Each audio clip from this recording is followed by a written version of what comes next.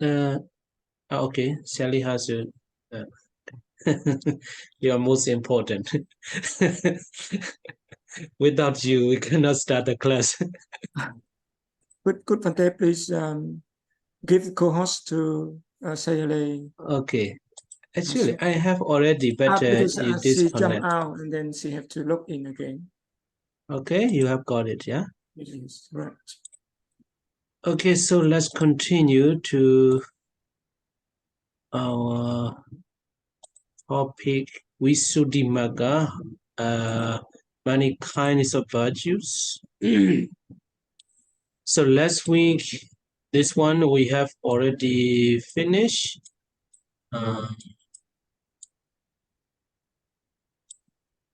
There's 4 kinds of virtues.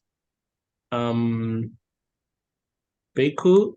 Sila, yeah, Bhikkhu Sila, Bhikkhuni Sila, Anupa Sampana, and Kahata Sila. So briefly to say again, Bhikkhu Sila is the training precept for the bhikkhus, especially, but some of the training precept for announced for the bhikkhuni as well.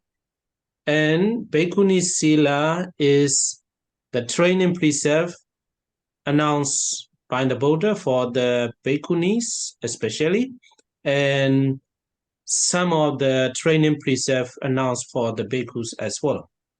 And Anupasambhana is 10 precepts, 10 precepts for male and female novices.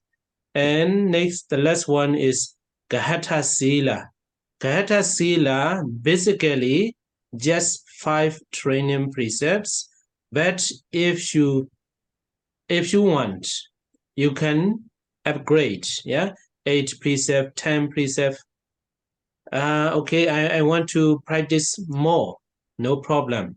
Yeah, no problem. The more you can, the more you want to practice more, it's better for you. Yeah. So, but at least 5 training precepts you have to give, and then you have to upgrade more and more. Yeah. In this way, okay, you feel it yourself.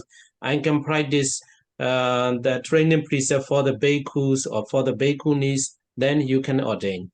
In this way, you can upgrade your life. Yeah. So this is last week. We have already finished.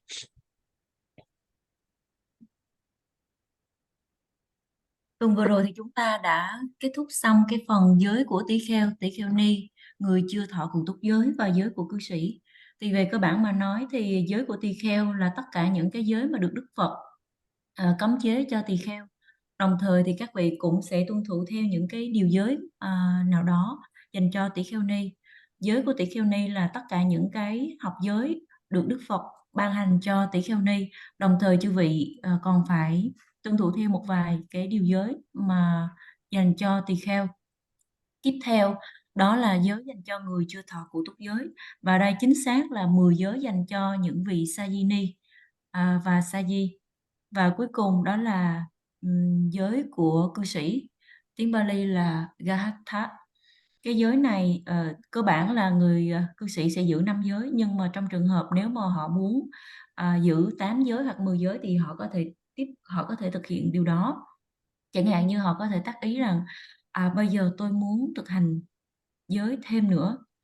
Thì khi mà quý vị muốn thực hành giới càng nhiều thì điều này càng tốt cho quý vị. Thì bởi vì có nhiều người họ cảm thấy rằng cái việc giữ 5 giới thôi nó chưa có đủ, cho nên là họ muốn gọi là phát triển, tăng trưởng, thực hành cái giới hạnh của mình. Và hoặc là trong trường hợp mà nếu họ cảm thấy rằng cái việc mà thực hành những cái giới của cư sĩ vẫn chưa có đủ, thì họ hướng đến cái việc là trở thành tỳ kheo ni để mà có thể là tăng trưởng hay là phát triển hơn nữa cái giới hạnh của mình. Okay, so this is the new for today. So next 4 kinds of virtue is Pakati Sila, Pakati Sila, Achara Sila, Dhammata Sila, Pupa Hetuka Sila. So Bhakati Sila in English, natural virtue, and Achara is a customary virtue, and Dhammata is a necessary virtue, and Pupa Hetuka due to the previous cause, yeah, the virtue due to the previous cause. So there is 4 kinds. But regarding with the translation, so Bhakati is like a original, yeah, original Bhakati. Vikati is not original. It's you change, modify a little bit like that, yeah. But the translator, Venerable Nyana Moli, translate Bhakati as a natural, and Achara is a customary, no problem. But Dhammata is like more natural, yeah, natural, or the nature, yeah, nature, yeah. I don't know why that translate as a necessary, but the nature that you will understand later more. And Pobba Hetuka. Here Pobba means previous. Hetu means causes. Yeah. Pobba Hetuka, due to previous causes. Okay, so let's look at the detail. In the Titrat, the non-transgression on the part of Uttara Guru human beings. And if we discuss about that, it will take long, because there's a geographical or different topic of the what is it? How the universe is exit, yeah. So so there is a there is a Uttara Guru. Uttara means north, yeah, northern, yeah, northern. So northern island. I don't know which one, where it is, yeah. Maybe the other universe, maybe. But there is another topic. So here, what you need to understand is there is an island or a universe or a place. It is called the Uttara Guru Uttara Guru Island. There are human beings as well living there. Yeah.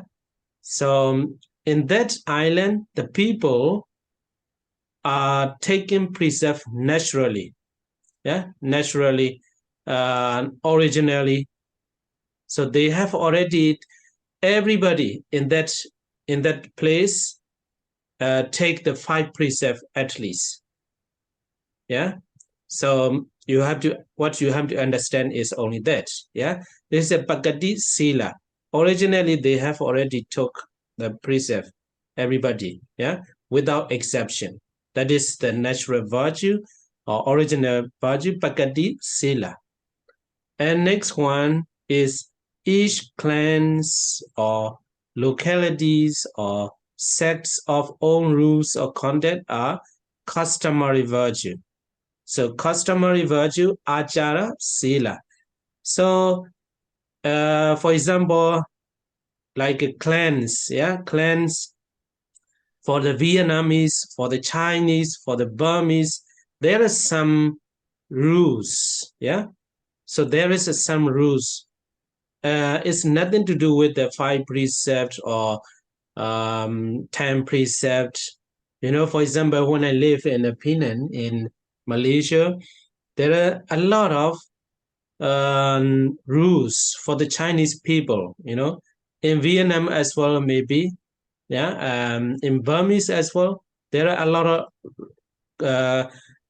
customary rules. So that one also a kind included in the virtue.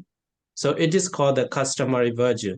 So even though this kind of virtue was not taught or guided by the Buddha, so that's why I don't need to follow. You should not be like that. You have to follow.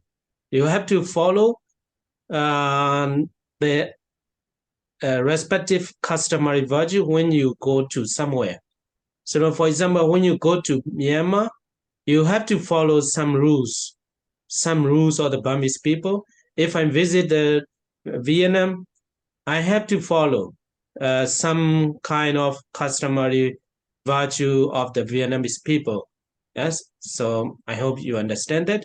So each clan's own rules of conduct, and sometimes the locality and sects. Yeah, so there are customary virtue. I hope you got it. And next one is the virtue of the Bodhisattva's mother, described thus: it is the necessary rule, Ananda, that when the Bodhisattva has descended into his mother's womb, no thought of that is connected with the cords of sense desire comes to her. So this kind of virtue. So this is a necessary virtue according to the Nyanamoli's translation. It's a natural, or the nature of natural virtue. Yeah. So necessary virtue, let us say. So, when the Buddha descended into mother's womb, at that time, since that time, Mother Maya Devi has no sensual desire, no thought of the sensual desire. So this kind of virtue is Dhammata Sila, necessary virtue. And next one is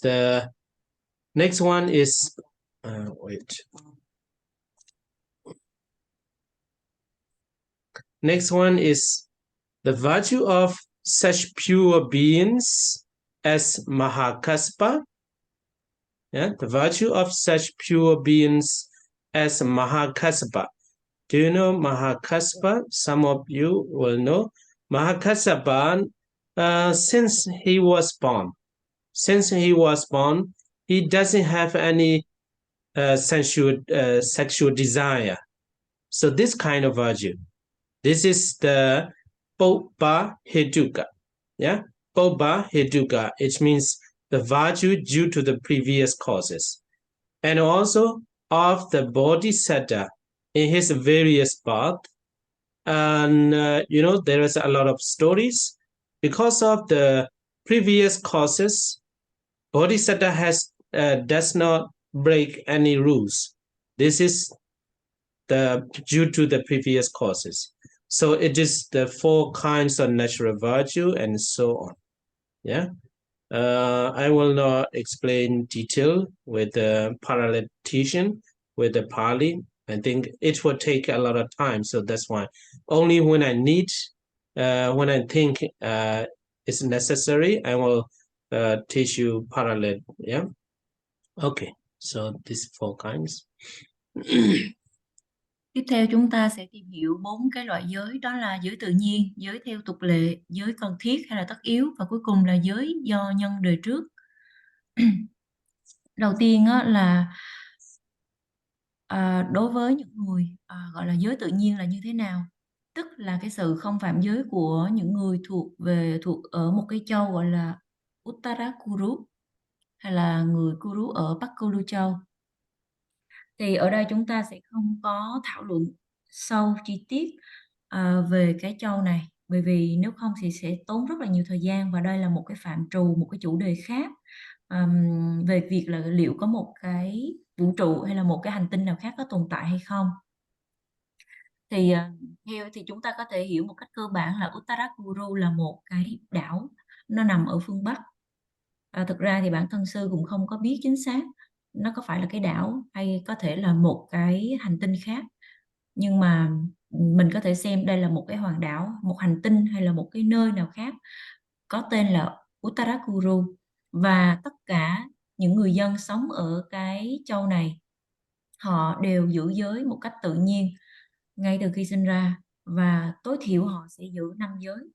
Thì chúng ta chỉ cần hiểu như vậy thôi.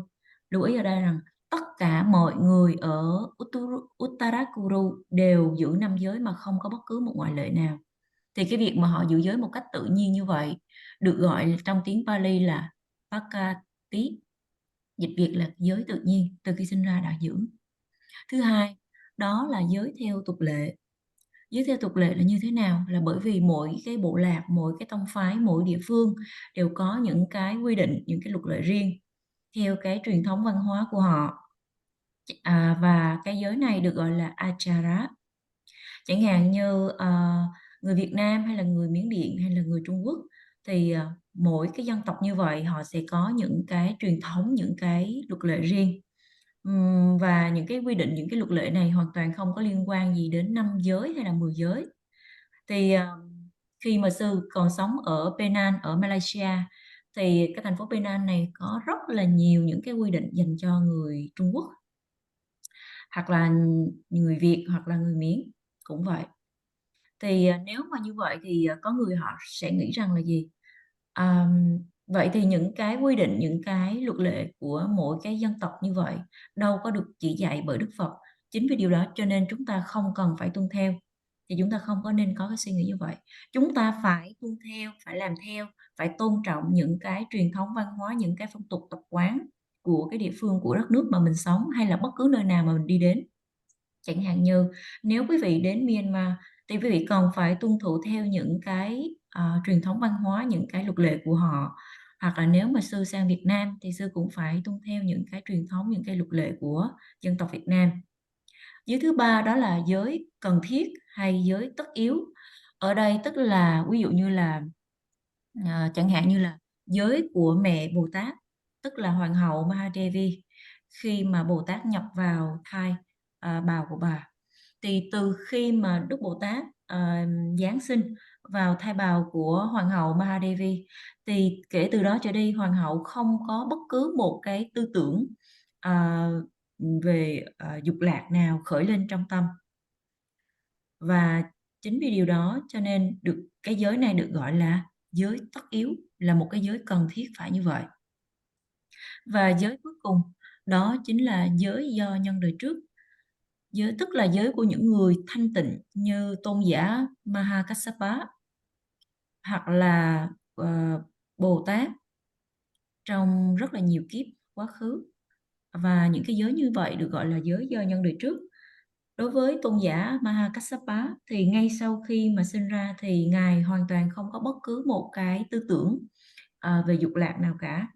Thì tất cả những điều này là do những cái nhân đời trước. Hoặc là khi mà nhiều đời nhiều kiếp, khi mà Đức Bồ Tát trước khi mà thành Phật thì nhiều đời nhiều kiếp sinh ra, Ngài không có bao giờ vi phạm bất cứ một cái điều giới nào. Okay, so let's continue. So next four kinds of virtue is Patimokkha Sila, Indriya Samvara Sila, Ajiva Parisuddhi Sila, Pajaya Sannesita Sila. So it's quite interesting to learn about the different kinds of virtue. I hope you also feel like that. Yeah. You know, if you understand all kinds of the virtue, then you will know what we should do and how to practice the morality at the beginning. Yeah. So the first kind is a Patimokkha Sila. You have already heard that word. Yeah. So as virtue of Patimokkha, restraint. So in this page, I made this color. So we will talk about this Patimokkha only. Yeah. So Indriya Samvara Ajiva Parisuddhi Pajaya Sannesita. You will have to learn next page. Yeah. So what is a Patimokkha? Yeah, the virtue described by the Blessed One. Thus, here a bhikkhu dwells restrained with the Patimokkha restraint, possessed of the proper contact and resolve, and seeing fear in slightest fault. He trains himself by undertaking the precepts of training. Is the virtue of Patimokkha restraint. I think I have to link what is Patimokkha. I think we have to go here. Here. Yeah. I think Sally has to please translate a little bit about that. We will come here again. Và tiếp theo thì chúng ta sẽ tiếp tục đến bốn cái loại giới khác. Đầu tiên đó là Patimokkha, hay là giới mà đến từ cái sự kiềm chế. Thứ hai, hay là mình có hay biết đến với cái tên gọi là biệt biệt giải thoát giới. Thứ hai đó là Indriya Samvara, tức là sự giới đến từ sự kiềm chế hay là kiểm soát các căn giác quan. Thứ ba là Ajiva Parisuddhi, tức là giới đến từ cái sự thanh lọc, sinh kế hay là cái cách mà mình sinh sống. Và cuối cùng là Pachaya Sannisita, tức là những cái điều giới liên quan đến các cái vật dụng cần thiết, và là giới liên quan đến cái việc mà thọ dụng những cái tứ vật dụng. Thì ở đây Patimokkha là gì? Thì giới Patimokkha thì được Thế Tôn mô tả như sau: vị tỷ kheo sống chế ngự với sự chế ngự của giới bổn Patimokkha, đầy đủ hành xứ và chánh hạnh, thấy sợ hãi trong những lỗi lầm nhỏ, nên vị ấy lãnh thọ các học giới.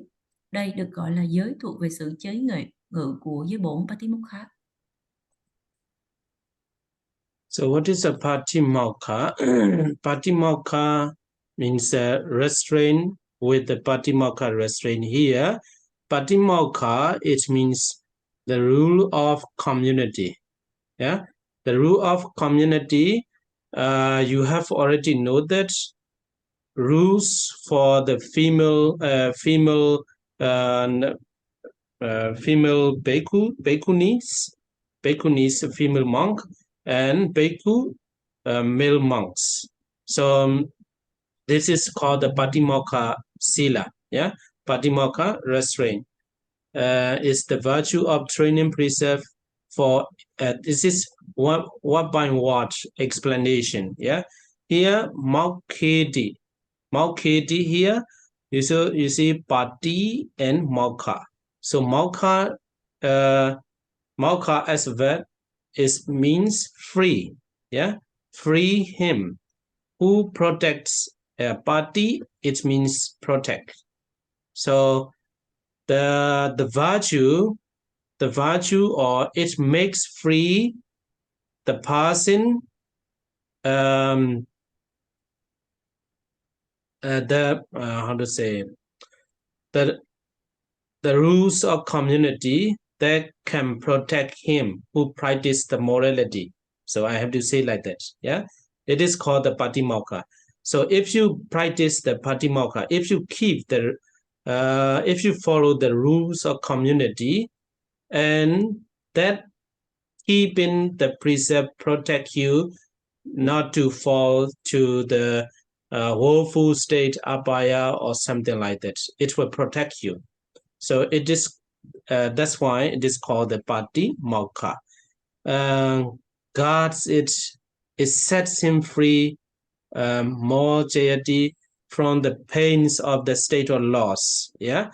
So if you practice the morality, or if you keep if you follow the rule of community, you will not reborn in the abhaya or something like that. Yeah. So that is why it is called the Patimokkha. Restraint is restraining. This is a term for bodily and verbal non-transgression.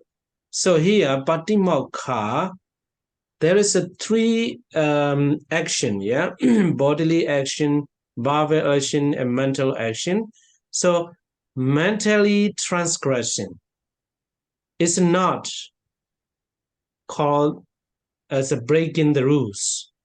You know, for example, according to the Abhidhamma, if you are thinking to have about the sensual desire to somebody, it is fault. According to the Abhidhamma, it is fault, or is you have lobha, yeah, lobha. But according to the Vinaya, only thinking in your mind is not a fault. Yeah, it's not breaking the rules. So you can think of whatever you like. You can think whatever you like, and it's not breaking the rules. But according to Abhidhamma, you have already have the loba. Yeah, loba, greed, faults. So here, that's why bodily and verbal non-transgressing are needed here for the patimokkha restraint. Yeah, so bodily and verbal non-transgressing. So patimokkha is as restraint is a patimokkha restraints. Yeah, so I hope you got it.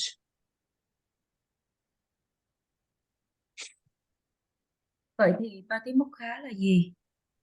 Thì Patimokkha chính xác là giới luật của tăng đoàn, và giới luật ở đây là dành cho tỳ kheo và tỳ kheo ni.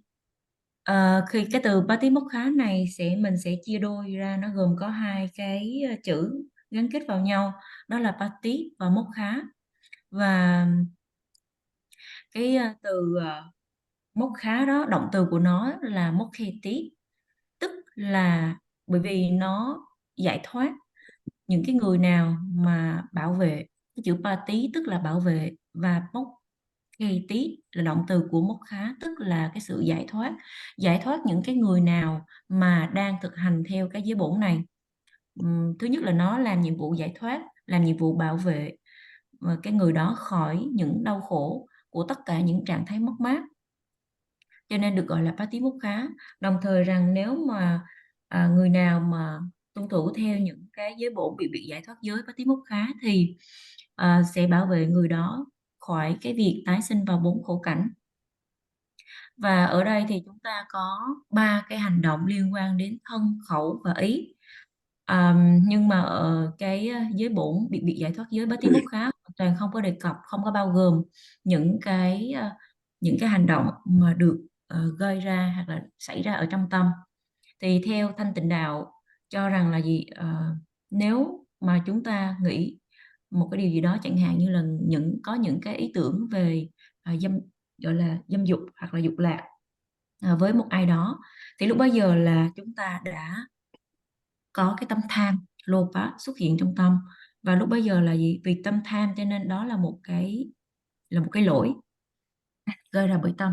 Nhưng mà theo lục tạng Vinaya thì những cái suy nghĩ trong tâm thì không có được xem là phạm giới, cho nên là quý vị có thể suy nghĩ bất cứ điều gì mà mình muốn.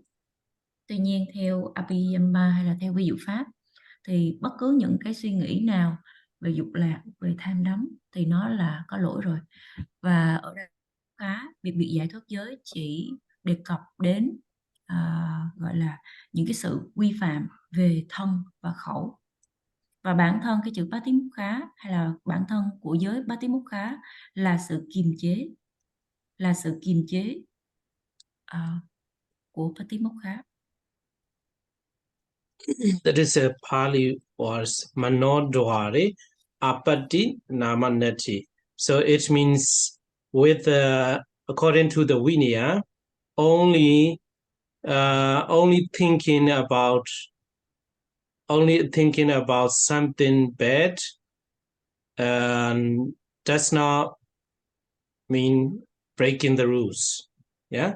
So only bodily and verbal transgressing is breaking the rule. Yeah. Manodwari apati nama neti. It's according to the Vinaya. But according to the Abhidhamma, according to the Abhidhamma, loba is loba, dosa is dosa. But according to the precepts, you want to kill somebody, you feel very, very angry, furious. But as long as you control your mind not to go and fight with him, not to go and kill someone, so far you don't break any rules, because you alone in the room, furious, very angry like that. So as long as you can keep control of your mind, not to do bodily and verbally, then no problem. So that is according to the Vinaya. But according to the Abhidhamma, you have already have a lot of unwholesome thoughts in your mind already.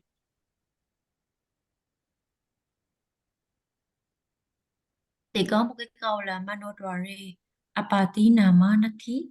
Câu này tức là tất cả những cái suy nghĩ nào mà những cái suy nghĩ rất là xấu xa xuất hiện trong tâm thì không có được xem là phạm giới.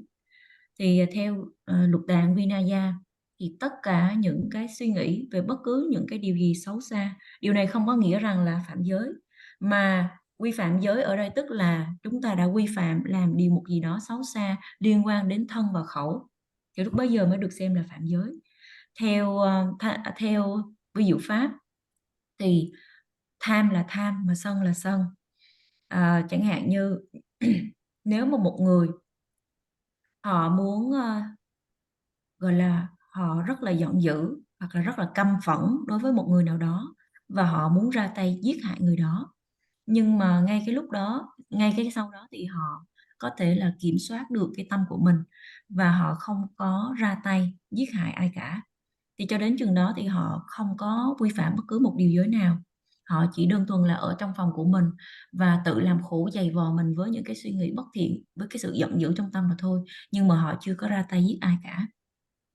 Thì theo lục tạng Vinaya thì mặc dù những cái suy nghĩ xấu xa như vậy xuất hiện trong tâm nhưng người này vẫn chưa có thể hiện ra hành động hay lời nói, thì lúc bấy giờ người này vẫn chưa phạm giới. Tuy nhiên theo ví dụ pháp Abhidhamma thì ngay khi mà có những cái suy nghĩ rất là xấu xa như vậy xuất hiện trong tâm thì lúc bấy giờ là gì?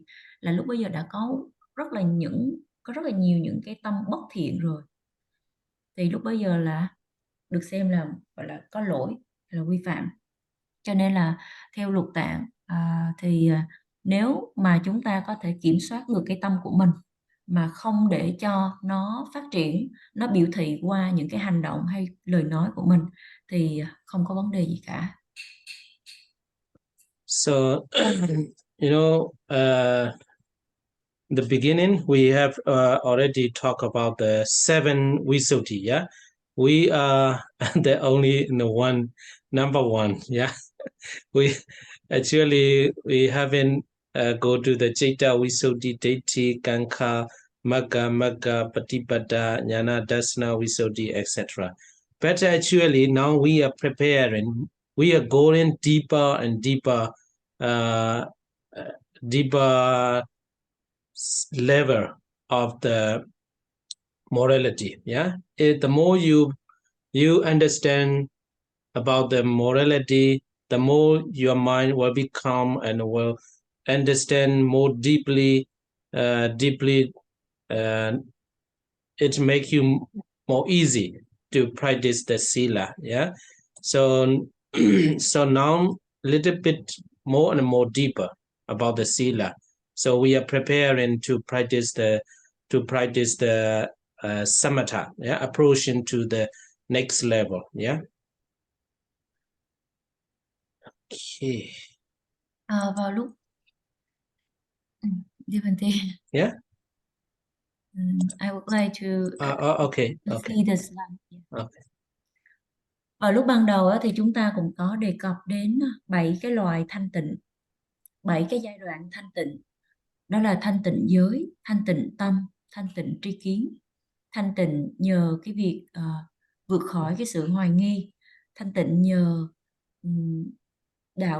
nhờ sự hiểu biết và gọi là trí tuệ và cái tầm nhìn về đâu là con đường, gọi là đâu là con đường đúng và đâu không phải là con đường đúng.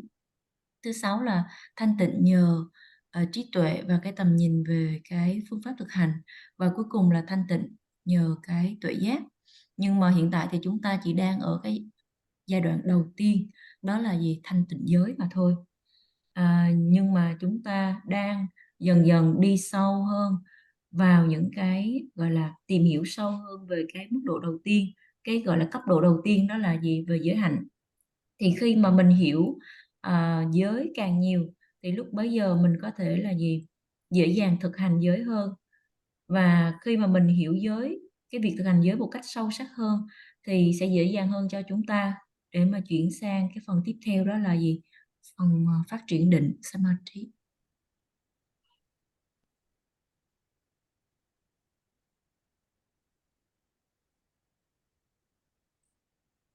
So here, Patimokkha, now you have already understand what is Patimokkha means.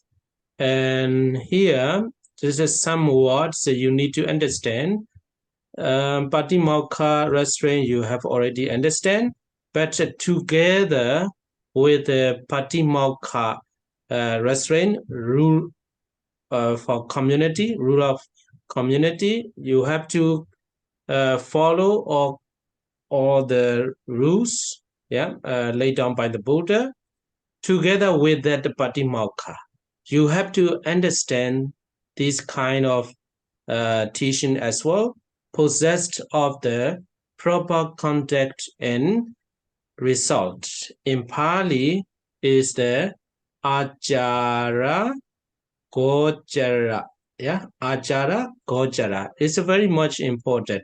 But it's only not only how to say, is the main focus is for the monks and nuns, not for lay people, but to some extent the lay people as well can practice. You will find later.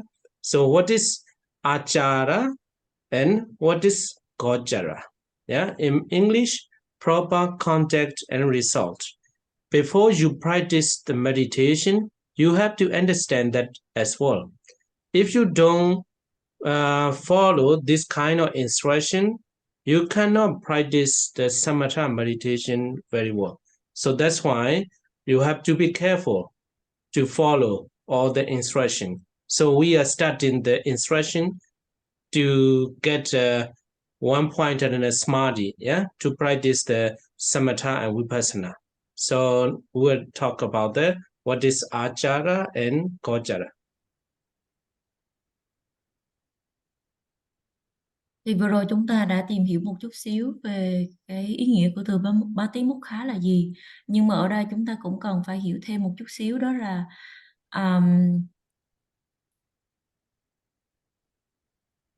tức là ngoài cái sự chế ngự thì ở đây là phải có được cái sự hành xử và chánh hạnh.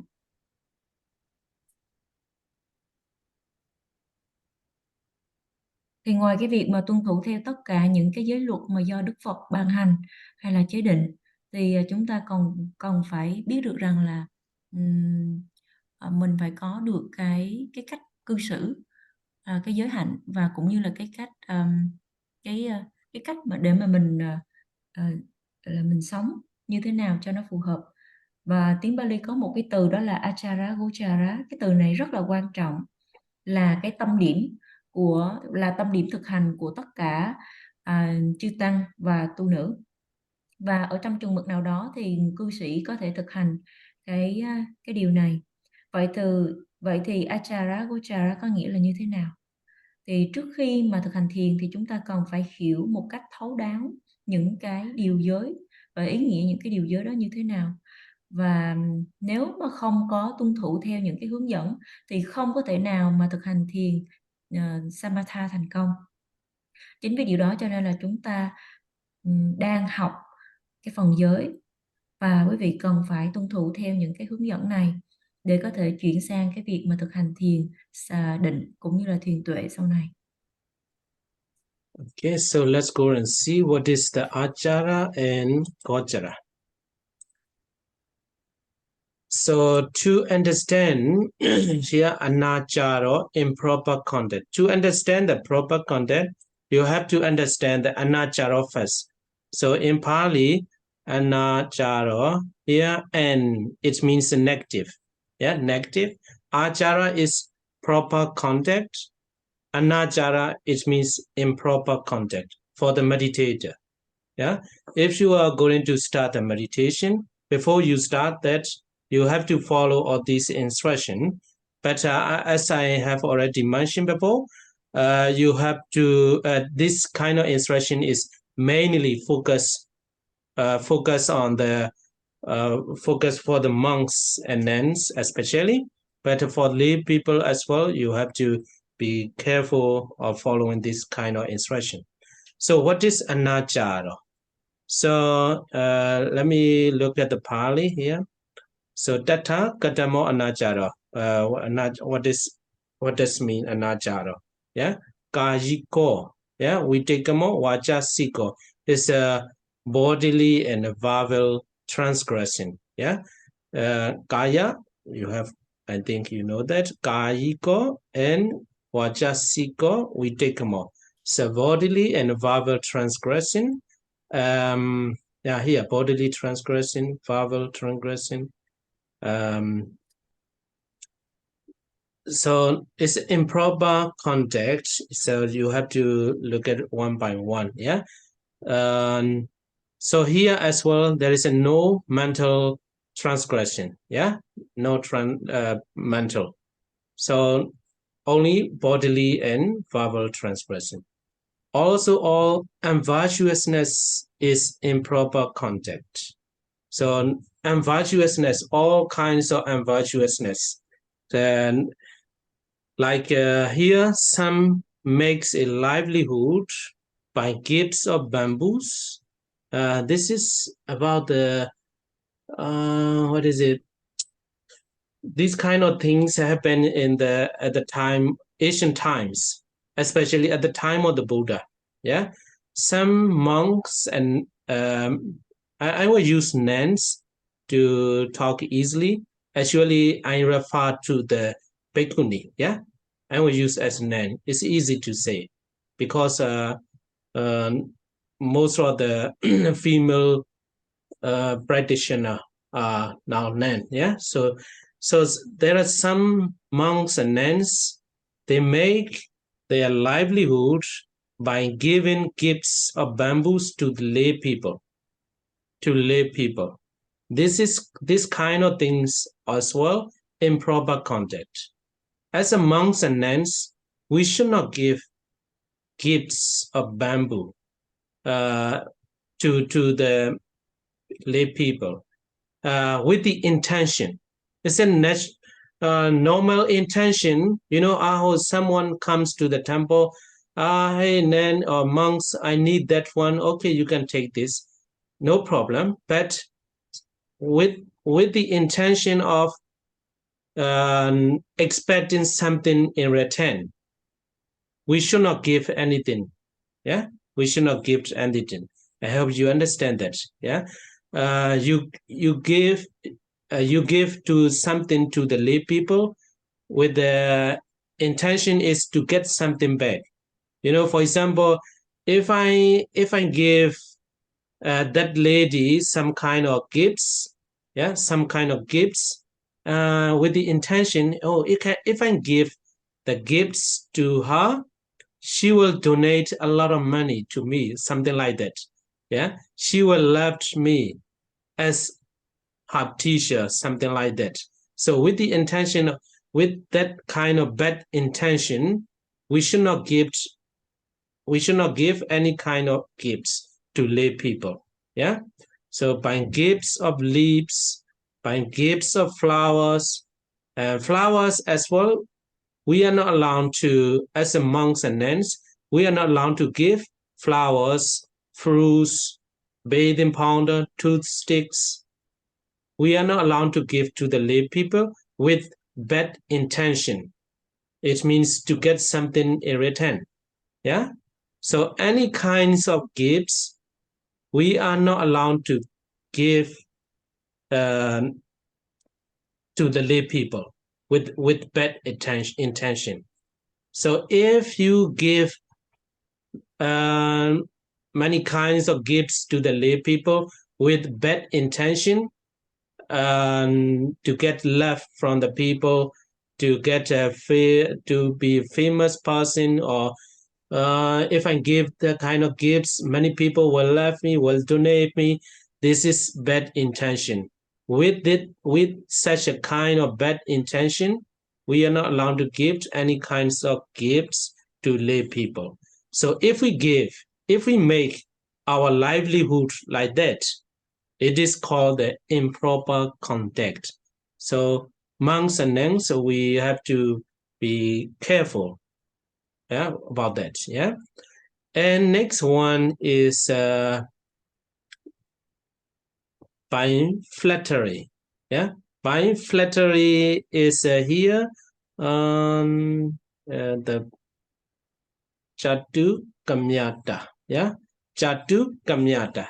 Chatu Kamyata, it means here the translator is flattery, but another translation, I think this one from the, no, I think this is from the Pay Mountains translation. Too friendly talking. This one as well, improper contact for monks and nuns. Yeah. Yeah, too friendly talking like lay people. Yeah, we have to talk properly. We have to think what is too friendly talking.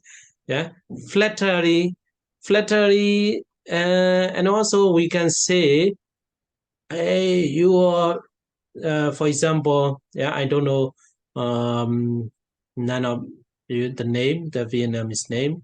I will give an example, Dong Hoa, yeah, for example. I Dong Hoa, you are very great, you are very intelligent, you know, you are very generous. All the time I'm talking like that. But normally, if I want to encourage you to study, no problem. But if I have the bad intention, like if I talk very friendly, and if I talk a lot of compliment, oh, she will donate me a lot. She will love me a lot. Yeah, she will love me very much, something like that. This is a bad intention. So with such a kind of bad intention, we should not talk like that. If we talk like that, it is called the improper contact. Yeah, I will stop here for Hasu. It will take very long. She may forgot. Okay. Thì đầu tiên là cái chữ là anacharo. Thì để hiểu cái từ này thì chúng ta sẽ có cái từ là achara, tức là cái sinh kế phù hợp hay là hành vi đúng đắn. Thì cái tiếp đầu ngữ anacharo là cái sự ngược lại, tức là hành vi không có đúng đắn. Thì trước khi mà chúng ta thực hành thiền thì chúng ta cần phải tuân thủ theo tất cả những cái hướng dẫn, và đặc biệt những cái hướng dẫn về giới luật ở đây là chủ yếu là tập trung vào tăng ni và tu nữ. Còn người cư sĩ thì nếu mà thực hành những cái giới này thì cần phải hết sức cẩn thận, bởi vì nếu không là quý vị sẽ có cảm thấy nó khá là khó khăn.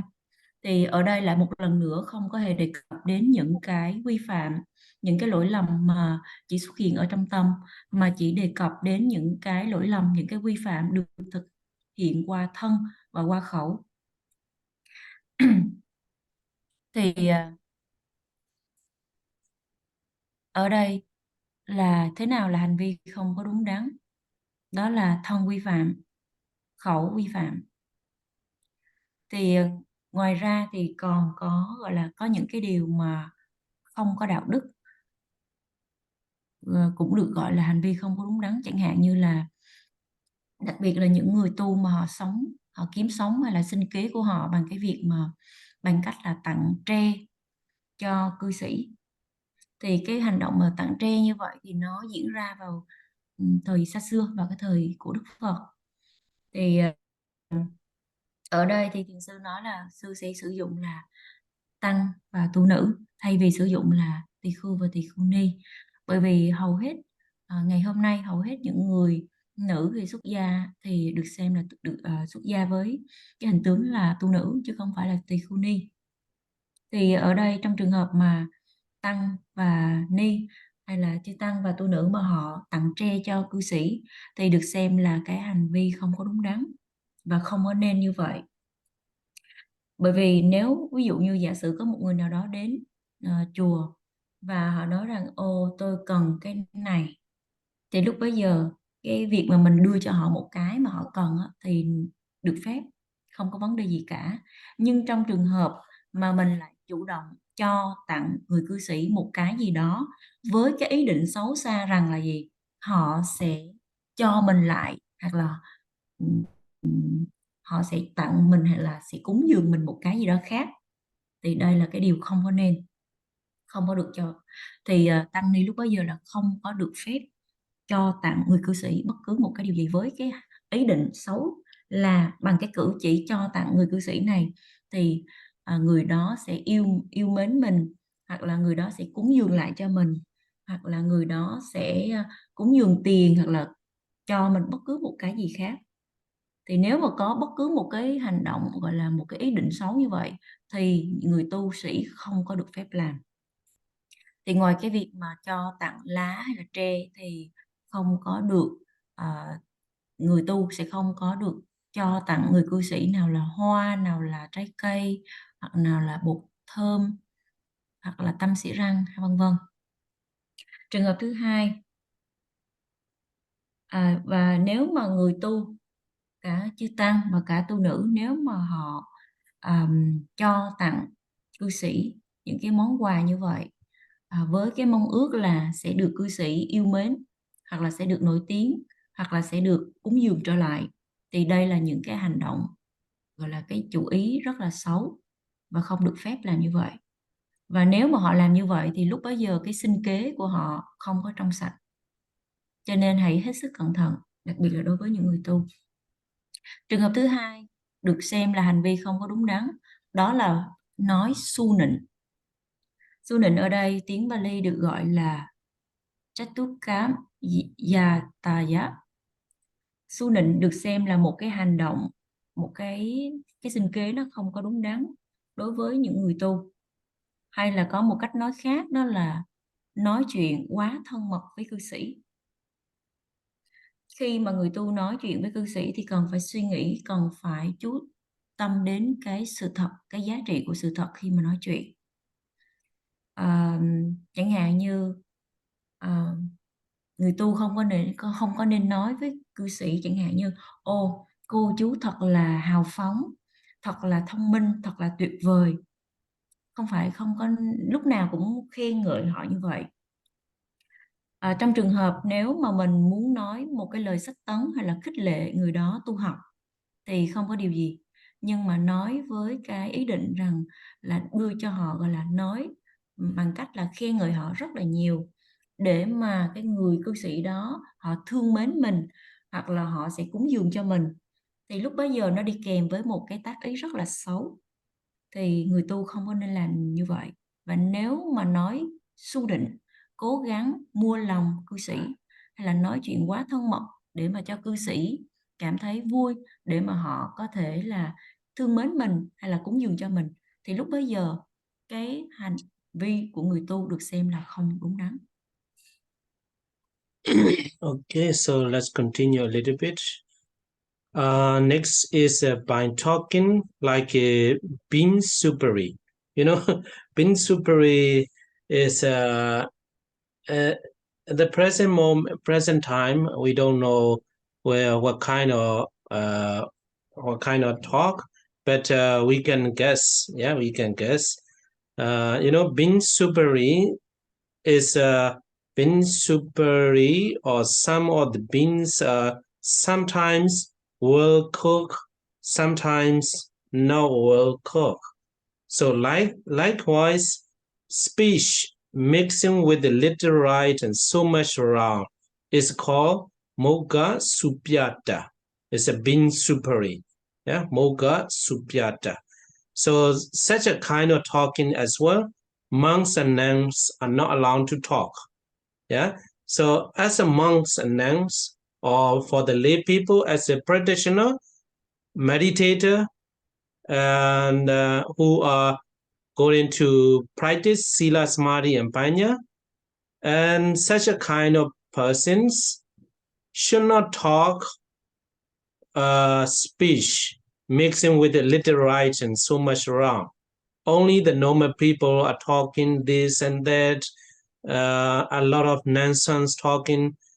So as a meditator, we should not talk such a nonsense. Yeah.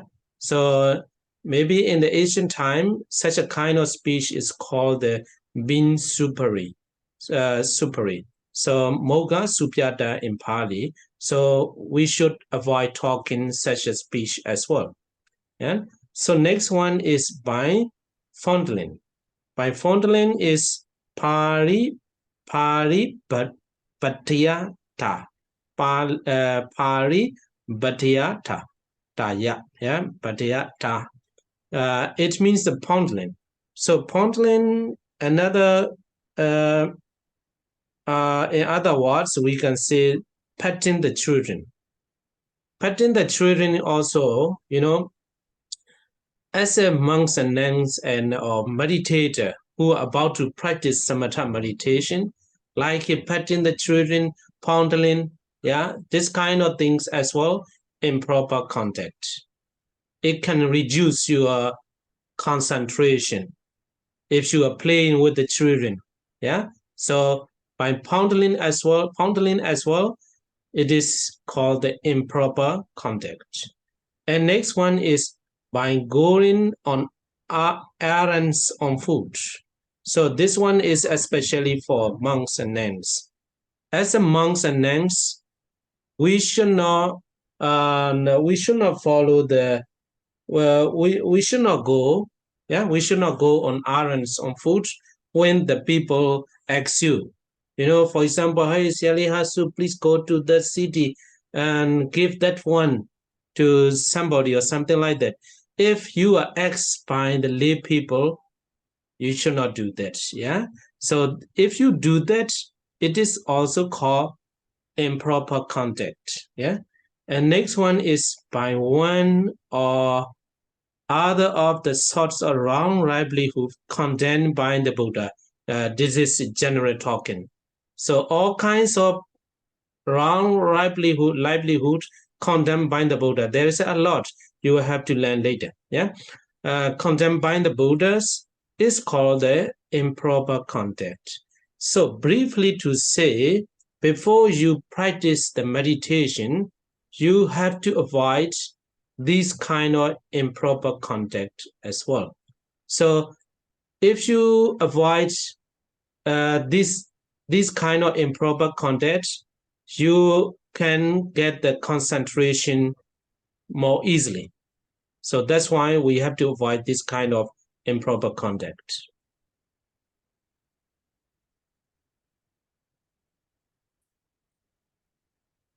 Tiếp theo đó là những người tu sẽ không có được nói chuyện như xúc đậu. Cái từ xúc đậu này là có một cái chú giải, cái lời giải thích ngay ở phía dưới. Đó là bởi vì cái món xúc đậu á, có nghĩa là một số loại đậu thì đôi khi được nấu hầm rất là chín rất kỹ, nhưng mà đôi khi thì không.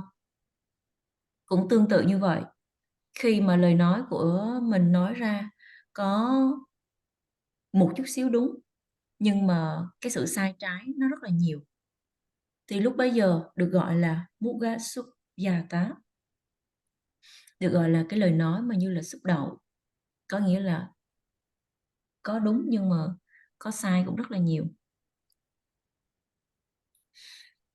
Thì người tu không có được nói chuyện như vậy. Và đặc biệt là đối với những hành giả, những người đang hành thiền, đang thực hành giới định tuệ, cũng không có được nói chuyện như kiểu xúc đậu, mà chỉ nên nói những lời chân thực. Và chúng ta có thể thấy được rằng là trong thời hiện đại bây giờ có rất là nhiều cái kiểu nói chuyện mà nó thuộc loại xúc đậu như vậy, thì chúng ta cần phải tránh cái kiểu nói chuyện này. Tiếp theo đó là nói chuyện mà bằng cách vuốt ve. Và tiếng Bali cho cái từ này đó chính là Paripatiyataya. Và cuối cùng đó là bằng cách vuốt ve. Vuốt ve ở đây là mình có thể hiểu là giống như cái việc mà mình vuốt ve, mình cưng nựng trẻ em. Thì người tu cũng như là hành giả đang thực hành thiền, chúng ta cần phải tránh cái hành động này. Bởi vì cái điều này nó sẽ chỉ làm cho cái sự định tâm suy giảm. Và nếu mà chúng ta không có kiêng tránh cái điều này thì được xem là hành vi không có đúng đắn. Tiếp theo đó là bằng cách đi bộ để mà đi làm việc vặt thì người tu không có nên gọi là đi bộ để mà làm những cái việc vặt do cư sĩ họ muốn hoặc là họ yêu cầu. Người tu không có nên làm như vậy, mà nếu làm như vậy thì được xem là hành vi không đúng đắn. Và cuối cùng là người tu cần phải tránh bằng cách này hay cách khác tất cả những cái loại sinh kế sai trái do Đức Phật lên án.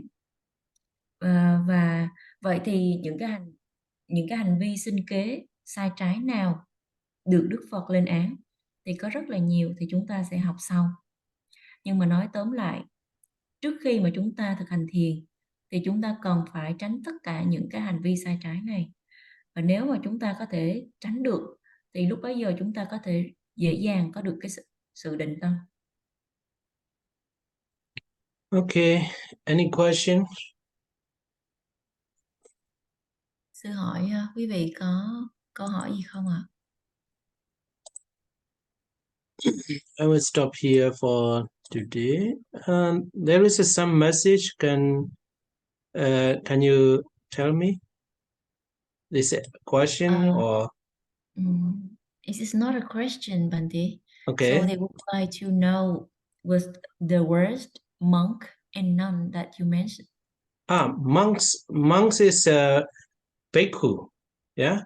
Nuns, that's why I tell you, nun actually is not a bhikkhuni, not referred to the bhikkhuni, but sometimes so nuns as well we can give a new definition, yeah, new definition. So I don't like to say female monks or something like that, this is not good. Actually monks as well not directly referred to the bhikkhu, yeah. So bhikkhu, it means, there's no such a exact translation. So bhikkhu, where we generally translate as monk, bhikkhuni is a female monk. So, and then I prefer to say the nuns.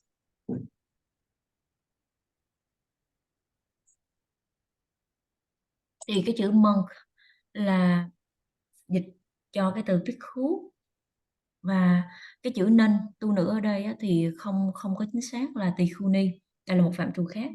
Nhưng mà thỉnh thoảng thì đôi khi chúng ta nên gọi là có một cái định nghĩa mới cho cái từ nun, tức là tu nữ.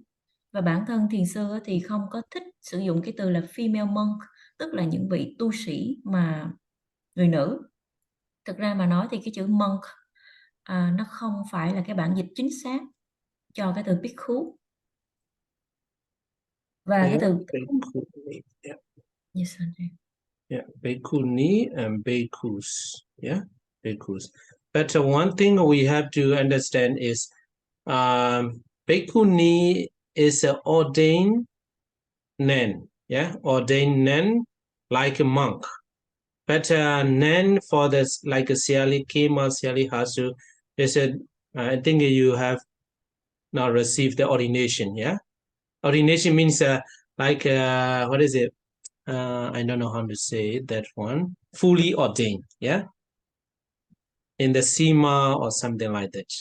So in Theravada Buddhism, only in Sri Lanka, Thailand, there is a bhikkhuni ordination still exists. But in Myanmar and Thailand as well, they are still fighting to get that to get the approval from the Sangha, yeah. But in Mahayana, there is still bhikkhuni order, yeah. So that's why if we say nuns, it's difficult to differentiate this fully ordained or like a just nun in Myanmar. It's difficult to say. But I prefer to say generally, yeah. Is it fully ordained or not fully ordained? This is another things to talk. But nuns I prefer to say like that.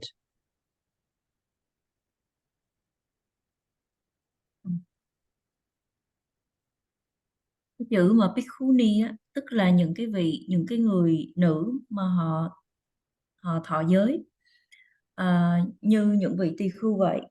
Nhưng mà cái từ tu nữ á, thì tức là những cái người nữ họ cũng xuất gia nhưng mà họ không có gọi là được thọ của túc giới đầy đủ, chẳng hạn như là làm lễ kiết giới ở trong, làm cái lễ thọ giới ở trong Sima. Thì ở Sri Lanka và ở Thái Lan thì vẫn còn cái việc mà cho thọ giới tỳ kheo ni. Thực ra mà nói ở Thái Lan thì họ vẫn đang cố gắng đấu tranh để mà có được cái sự đồng thuận từ tăng đoàn. Nhưng mà bản thân thiền sư thì muốn sử dụng cái từ là nên, tức là tu nữ. Và nói một cách chung chung thì sẽ tốt hơn nếu mà đề cập đến những cái từ chẳng hạn như là những người có thọ cụ túc giới hay là những người không có thọ cụ túc giới thì nó sẽ rõ hơn. Bởi vì cái cụm từ mà tu nữ hay tỳ kheo ni thì tu nữ là những cái người là không có gọi là thọ cụ túc giới hoặc là thọ giới ở trong Sima. Cho nên là để đơn giản hóa thì ở đây Ngài gọi là thích sử dụng cái từ nên, tức là tu nữ, thay vì sử dụng cái từ Bhikkhuni. Okay. So, shall we stop here? We have question. Okay. What's the reason there are very less Bhikkhuni nowadays? It's about the history. Yeah. You know, a lot of things, a lot of reasons. We even cannot trace when the Bhikkhuni order disappear. Only we can guess. Yeah, we can guess. We can say the approximate year. And it's a very difficult to survive, to live as a true Bhikkhuni, because it's a very strict for them, very strict. And regarding with the rules, and over 200 for the bhikkhu, but over 300 for the bhikkhuni. And also there is only for parajika, the biggest what is it? If we break one of the four, we are not called as a monk, as a bhikkhu. Like sex, stealing, and killing human being, and telling lies, and telling or expressing I can say the pretending as if I have obtained the Visuddhimagga and jhana, etc. If we tell lines like that, so if we break as a monk, as a bhikkhu, if we break one of these four, I'm not a bhikkhu monk anymore. But for the female, not only sex, but also for the bhikkhu, for example, if I touch a girl, hand by hand, I touch the girl's body, and when I feel, oh, that's nice or something like that, and if I have a desire, I'm still monk. But the second biggest rules I break, I break the second biggest one. And for the bhikkhuni, female monk, if she touch to a boy or man and she feels sensual desire, she is a normal bhikkhuni. So that's why we always say the joke that to some nuns, if you become a bhikkhuni in Myanmar, you cannot take the bus. You know, there's a lot of all the buses are crowded. If she touch to the man and she feels some kind of feeling, she is no more bhikkhuni. She has to disrobe, something like that. So very strict. That might be one reason. Yeah, strict rule is one reason. And another reason is, you know, when we look at the history of the Buddhism, even male monks, bhikkhu, sometimes they have to flee from the country, they have to run away. As a bhikkhuni, it's very difficult. You know, in India, when the Aryan from the Middle East, then they invaded the Indian and they killed the monks and they burned the temple. They have to flee away. They have to go to the Tibet, some other parts of the India. They have to, run away. So that one as well might be one reason.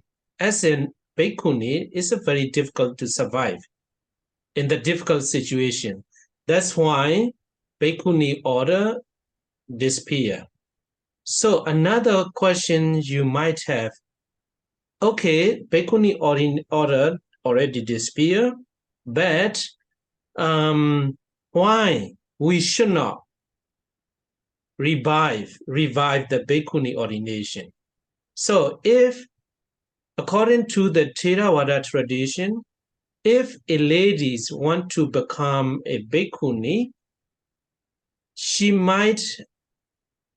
needs to ordain in the sangha, bhikkhu sangha, and not only bhikkhu sangha, and bhikkhuni sangha as well. She needs to ordain her. So that's why there is no more bhikkhuni ordination. So that's why we cannot complete that. So that's why the Myanmar and other Theravada country, they decided we cannot revive the bhikkhuni ordination. So that's why that's a problem. But in Myanmar, at the time of the colonial time, British colony time, there is a monk, there's a hero monk. You know, there's a modern ideology. Yeah.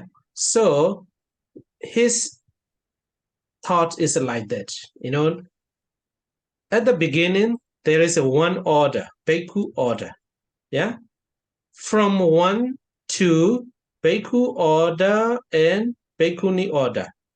So start from 1 to 2. If there is, as long as there is 1 is still exists, 2 can be. That is his thoughts.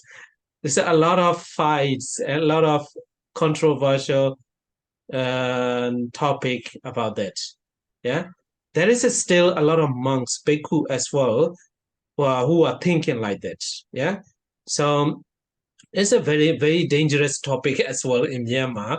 And but his idea also not so bad. If a lady wants to practice exactly according to the Vinaya, why we should not ordain her to become a bhikkhuni if she has really, really great passion, yeah, to become a bhikkhuni. So we still have a 1, then we can make it 2. Why not? So there is a lot of things. Yeah, there's a lot of things. Okay. I hope it's cover your question.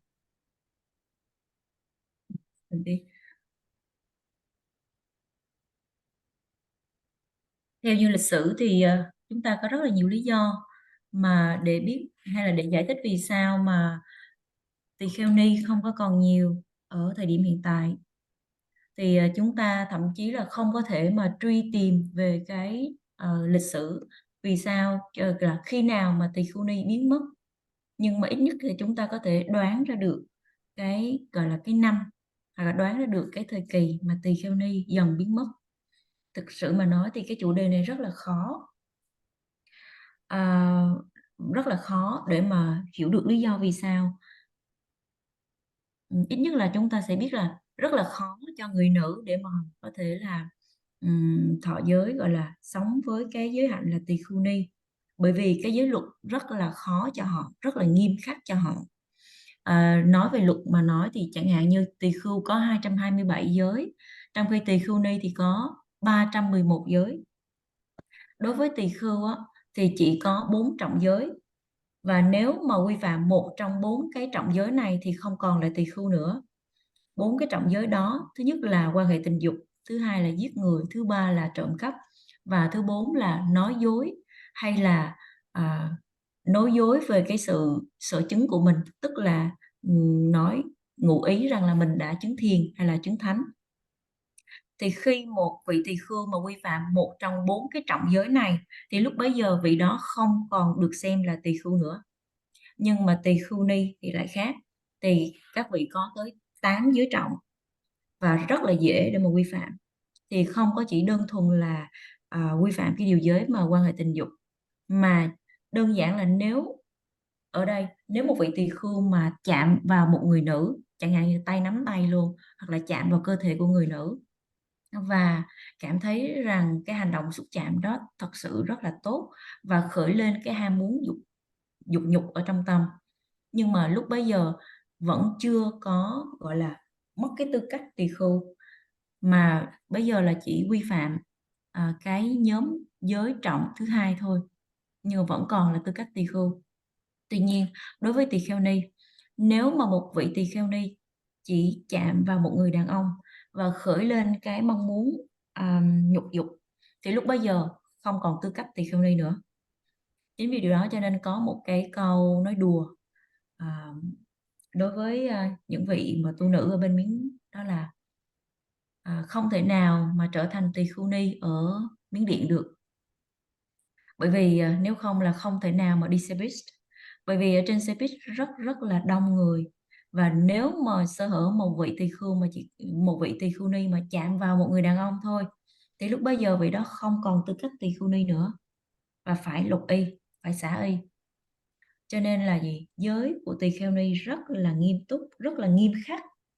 Thì đây là cái lý do thứ nhất mà vì sao mà tỳ khưu ni biến mất. Và lý do thứ hai thì chúng ta có thể nhìn lại cái lịch sử, nhìn vào cái thời kỳ của Đức Phật. Lúc bấy giờ là chẳng hạn như là theo diễn biến của thời đại và theo dòng chảy của lịch sử, thì khi mà có rất là nhiều những cái sự kiện diễn ra khiến cho gọi là khiến cho chư tỳ khưu, khiến cho những người tu họ cần phải rời bỏ trú xứ, hay là phải đến di chuyển đến một cái đất nước mới. Thì cái việc mà di chuyển đến một cái đất nước khác như vậy nó rất là khó khăn cho người nữ. Chẳng hạn như vào thời kỳ lúc mà những người dân ở từ Trung Đông họ di cư, gọi là những người Trung Đông họ đến Ấn Độ, họ giết tăng đoàn, thì lúc bấy giờ chư tăng họ phải di cư đến sang Tây Tạng hoặc là những cái vùng khác của đất nước Ấn Độ. Thì lúc bấy giờ cái việc mà di chuyển sang đất nước khác hay là di chuyển đến những cái môi trường khác như vậy rất là khó khăn đối với tỳ kheo ni. Cho nên là tỳ kheo ni họ cảm thấy rất là khó để cho họ tồn tại. Thì đây là có thể được xem là lý do thứ hai vì sao tỳ kheo ni biến mất. Lý do thứ ba, tỳ kheo ni không có còn nữa.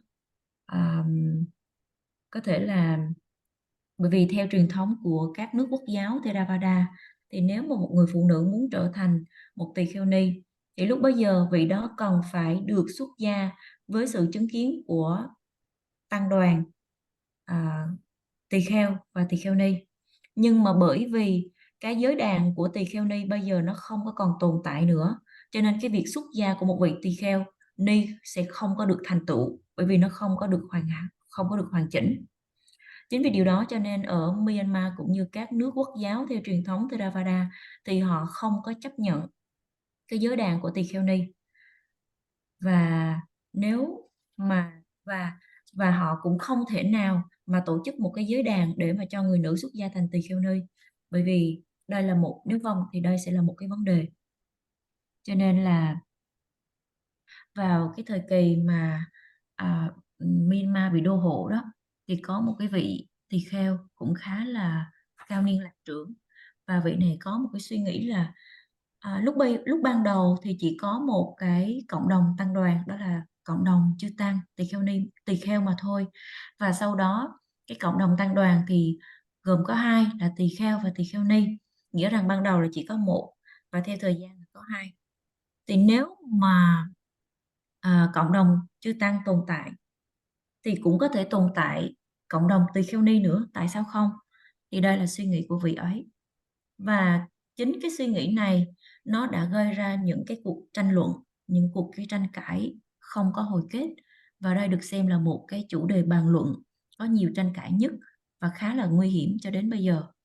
Chính vì điều đó cho nên là và vị này cũng như là những người khác có cùng quan điểm với vị đó, có suy nghĩ rằng nếu một người phụ nữ họ muốn sống cái đời sống phạm hạnh, muốn thực hành theo những cái giới luật theo tạng luật Vinaya, thì tại sao chúng ta không có tạo điều kiện cho vị đó? Tại sao chúng ta không có tổ chức một cái giới đàn cho tỳ kheo ni để vị đó có thể hoàn thành ước nguyện? Tại sao không? Nhưng mà thực sự mà nói, cái vấn đề này là một cái chủ đề khá là nguy hiểm, gây cái tranh cãi rất là nhiều. Yes, Bante. Okay, there is still a lot. If we talk about that, cannot finish, the history, a lot of things to talk, yeah? So if you are interested, I forgot the name of the books, the history of the Bhikkhuni ordination or something like that, yeah? In the internet, maybe.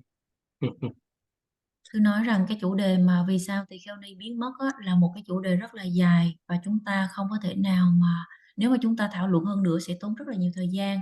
Cho nên nếu quý vị nào mà có cái hứng thú muốn tìm hiểu rõ hơn, kỹ hơn nữa, thì quý vị có thể tìm đọc một cái cuốn sách.